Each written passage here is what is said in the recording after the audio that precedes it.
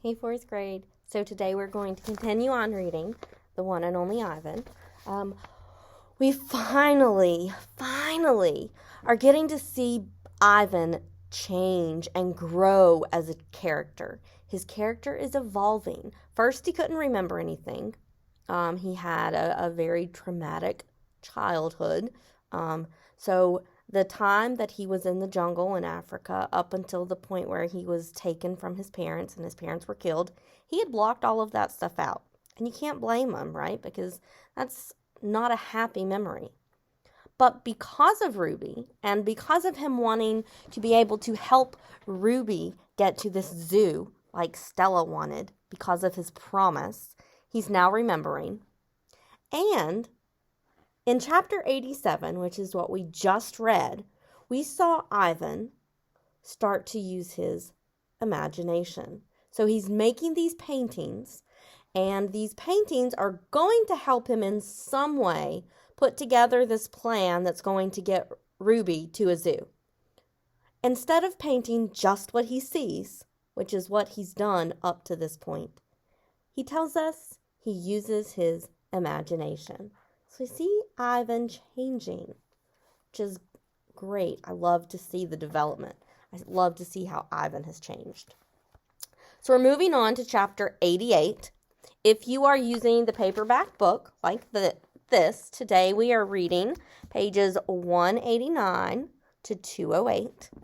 If you are using the PDF, that's the online book, that is pages 118 to 130. So this is chapter 88, Not Tagged. I pull out not tagged stuffing. Carefully, I fill her with my paintings, hiding them so Mac won't sell them. Remember when Mac saw the paintings that Ivan had made? He said, "Oh, I could sell these for $30, maybe even $40. And Mac has to make money, right? If he doesn't make money, he can't feed the animals. He can't keep the heat on at night.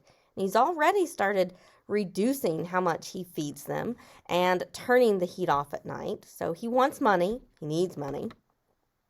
So Ivan wants to hide the paintings that he's doing to help his plan for Ruby because he doesn't want Mac to sell them.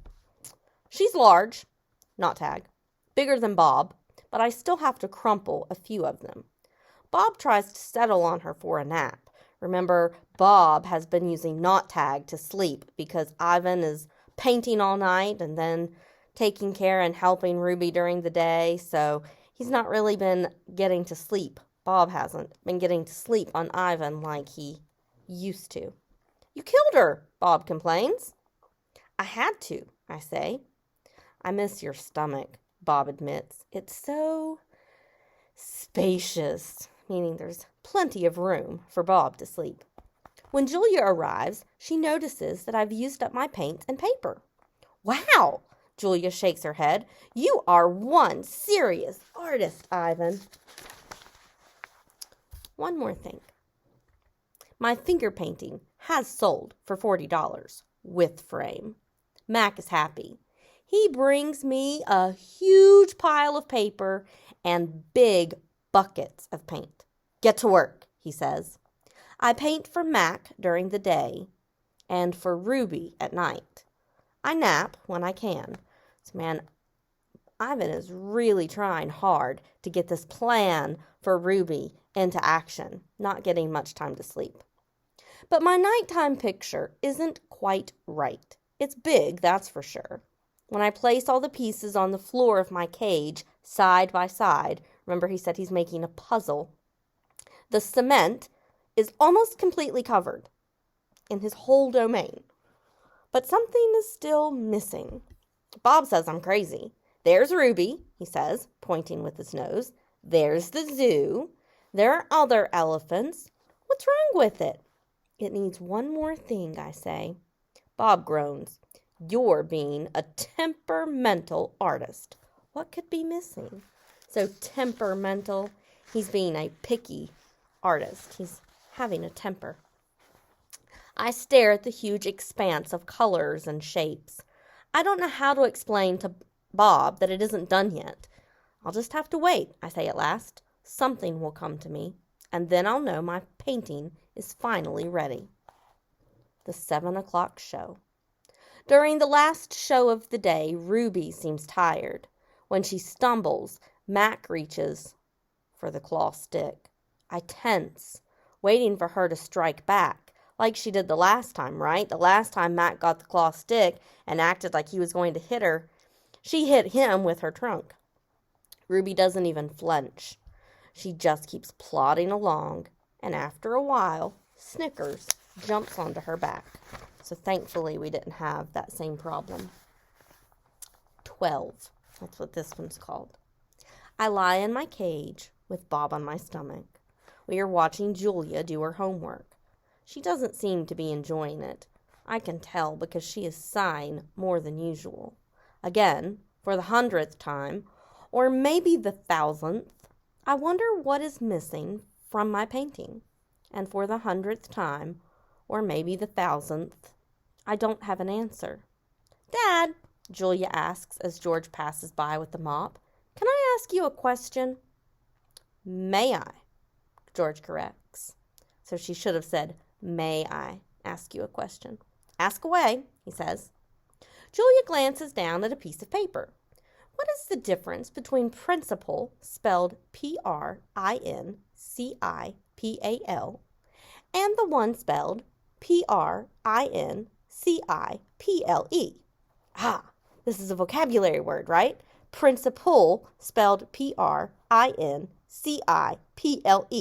What does that one mean? We defined it and we said principal with P-L-E is a set of rules, right? Principal, spelled P-A-L, that's Miss Buckner. That's someone that's in charge of like a school. This is what George says. The first one is the head of a school, like Mrs. Garcia or Miss Buckner. The second one is a belief that helps you know what is right or wrong, so a set of rules. He smiles. For example, it's against my principles, George's rules, to do my daughter's homework for her. He got her, didn't he? Julia groans. If I'm going to be an artist when I grow up, why do I need to know how to spell? With a laugh, George just heads off. Poor Julia, I think. Gorillas get by just fine without learning how to spell. All those endless letters, those sticks and circles and zigzags, filling up books and magazines, billboards and candy wrappers. Words. Humans love their words. What is Ivan missing from his painting? Words. I leap up. Bob goes flying straight into my pool. If Bob wasn't happy with the yellow paint in his fur, do you think he's going to be happy with this? Probably not. A word. That's what I need. Bob yells, "You know how I feel about wet feet." He's not a fan, just like my Dee Dee. She hates wet feet. He scrambles out of the water, shaking each foot in dismay. He can't believe that Ivan threw him into the water. He's just in disbelief. Dismay, disbelief. There are those prefixes we've been talking about, those negative feelings. He can't believe it. I look out my window at the billboard. I can still hear Mac's voice in my head. Come to the Exit 8 Big Top Mall and Video Arcade, home of the one and only Ivan, mighty Silverback. I count to 12, and then I count again, just to be sure. So he's figured something out. Chapter 92 is called H. I lay out 16 pieces of poster board, 4 down, 4 across. So he's kind of made a grid like you do in multiplication with your rows and your columns. It's a perfect square. What are you up to? Bob demands. I'm guessing it doesn't involve sleep. It has to do with the billboard. That sign's a monstrosity. So it's ugly, it's hideous, particularly since I'm not featured. I grab my bucket of red paint. You're not on the billboard because you're not in the show, I point out. I technically don't even live here, Bob says with a sniff. I'm homeless by choice. I know, I'm just saying. I study the billboard, then I make 2 flat lines, like broom handles. Another fat line connects them. 2 lines down and a line across. What did he make? I stand back. What do you think? He's made an H. What is he going to spell with an H? What is it? No, wait, let me guess. It's a ladder. That's Bob's guess. Not a ladder, I say, a letter. At least I think that's what they're called. I have to make 3 more. All right, so that means there's going to be 4 letters. 4 letters. First letter starts with an H. It's what he wants to give Ruby. Do you know what word it is? Let's keep going. Bob cuddles up next to Not Tag. Why? He asks, yawning. Because then I'll have a word, a very important word. I dip my fingers into the paint. What word? Bob asks. Did you get it? Do you know what it is? 4-letter word starting with H that he wants to get Ruby to. Home. Bob closes his eyes. That's not so important, he says quietly. Why does Bob not think home is important? He's a stray, right?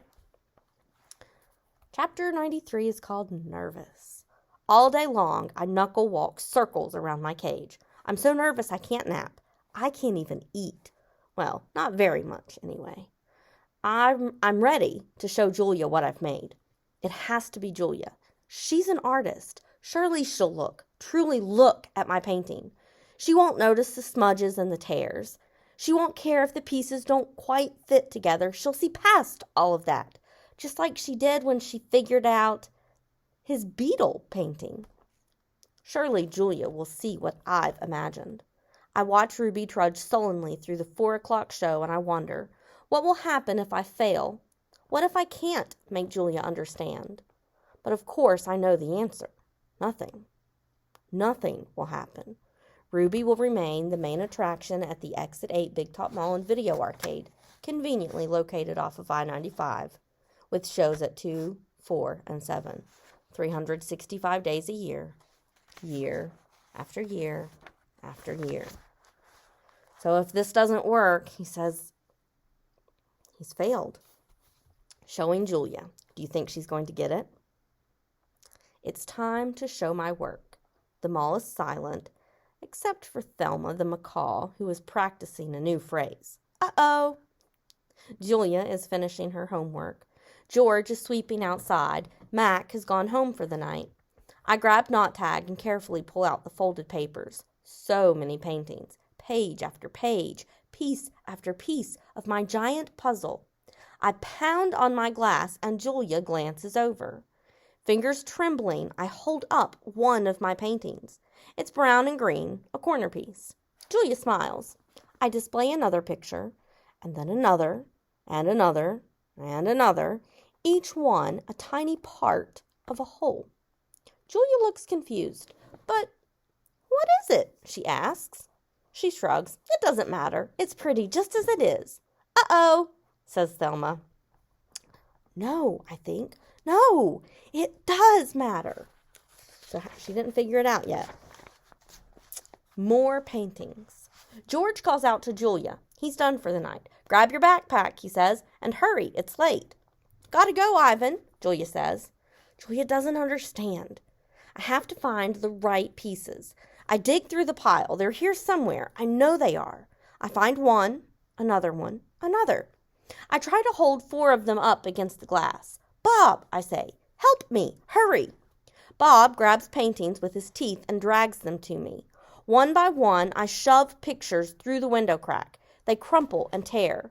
There are too many pieces. My puzzle is too big. Careful, Ivan, Julia says. Those might be worth millions someday. You never know. She arranges the paintings into a neat stack. I suppose Mac's going to want to sell these in the gift shop. She still doesn't understand. I shove more out the hole, and more, all of them, one after another. So Ivan's been painting, has he? George says as he puts on his coat. A lot, Julia says with a laugh. A whole lot. You're not taking all those home with you, are you? George asks. I mean, no offense to Ivan, but they're just blobs. Julia thumbs through the towering stack of paintings. They might not be blobs to Ivan. Let's leave those by the office, George suggests. Mac'll want to try selling them, although why anyone would pay $40 for a finger painting a 2-year-old could do, I don't know. I like Ivan's work, Julia says. He puts his feelings into them. He puts his hair into them, George says. Julia waves goodbye. Night, Ivan. Night, Bob. I press my nose against the glass and watch her walk away. All my work, all my planning, wasted. I look at Ruby sleeping soundly, and suddenly I know she'll never leave the Big Top Mall. She'll be here forever, just like Stella. I can't let Ruby be another one and only. So his plan has not worked. Do you think he's going to give up? Let's see. Chest beating is 96. Often when visitors come to see me, they beat their hands against their puny chests, pretending to be me. They pound away, soundless as the wet wings of a new butterfly, so not making any sound. The chest beating of a mad gorilla is not something you ever want to hear, not even if you're wearing earplugs, not even if you're 3 miles away wearing earplugs. A real chest beating sends the whole jungle running, as if the sky has broken open, as if men with guns are near. Trying to get attention, right? He said the only reason that his dad ever beat his chest was to show that he needed to protect someone, to stop someone, or demand attention. What has Ivan never done? Beat his chest, right? He has no one to protect. Until now. Who does he have to protect? Ruby, right? And he needs to get Julia's attention. How is he going to get Julia's attention so that she knows there's something he's trying to say? We see another change in Ivan. Not only is he remembering, not only is he imagining, but now, for the first time ever, Ivan must get what? Angry. And that's what this chapter's called. Angry. Thump. The sound, my sound, echoes through the mall. George and Julia spin around. Imagine how shocked they are. They've never heard Ivan make this sound. Julia drops her backpack. George drops his keys. The pile of pictures go flying. Thump, thump, thump. That word sounds the way it's spelled. Thump, thump, thump. What type of figurative language is that? Automatopoeia, right. I bounce off the walls. I screech and bellow. I beat and beat and beat my chest. Bob hides under knot tag, his paws over his ears. I'm angry at last. I have someone to protect. And that is where we're stopping. Ivan finally showing anger, finally having someone to protect. That's where we'll continue reading next week when we see if his anger pays off. Talk to you guys later.